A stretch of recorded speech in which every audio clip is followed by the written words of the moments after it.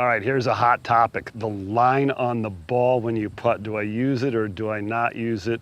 There's so much consternation here with some people when you talk about, do you use the line when you putt? How do you use the line? Here, I think I can ease some of your anxiety in how to use the line best. Now, I can say with certainty, I was the first guy to start drawing a line on the side of the ball, whatever Titleist that I used my whole career, with some kind of felt tip marker.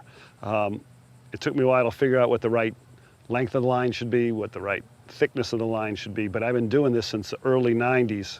And I'm proud to know that now Titleist on the Pro V1 and the Pro V1X has this performance alignment here that you can custom order in colors.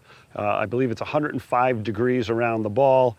It's got an arrow, it's got a tail, so it kind of helps you to aim this thing perfectly. Now, do you use it on straight putts? Do you use it on breaking putts? Do you use it on long putts? How do you use the line? Now, I will tell you, one of the things that I've done and one of the things that I like about using the line for me is it helps me to get the ball on the start line, okay?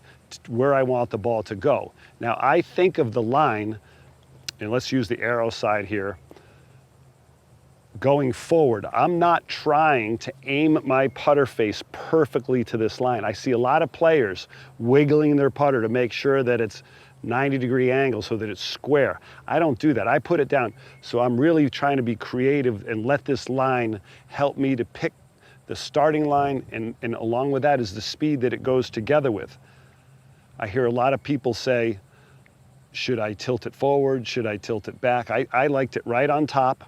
Well, when I get over it, it feels like it's to the left. It feels like to the right. Same thing for me. When I first started doing it, I know from behind, when you were looking down the line, it looked where you wanted it to go. That would be your binocular vision. Now, had an optometrist tell me this, when you get over here, now this looking down, they call it your binary vision. Sometimes that feels distorted.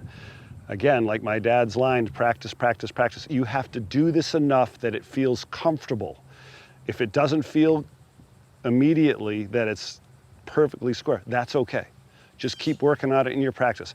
I have used the line on every single putt I've hit professionally since the early 90s. I always do it, no matter whether the putt's breaking a lot or not a lot. And I use it just so that I can see that ball where I want it to launch. So I put the arrow side towards the target, and that helps me to make sure that I can get this ball started where I want to. This is pretty cool. So this performance alignment just started, right? But I was looking at some of the golf balls and some of the lines that I've drawn on the golf ball over the past. There's all different kinds of tools you can, get a perfect line. You can find them in all different kinds of places. But what I found, and I went through all these golf balls that I've done over the years, is generally my line is about the same distance and the same thickness. So the Sharpie that I used was not brand new. It was a little dulled out. It was a little worn out, so it wouldn't be too skinny of a line. And this is cool. Like, check this line out. It's almost exactly the same length and the same width as what I have. And this performance alignment comes in, you can get it in black, blue, red, and green. I always just did a black Sharpie marker, but I think I'm going to go blue because everything I wear is blue. So you can see how pretty close that is. I've seen some players with a shorter line. I think it's harder to aim those straight.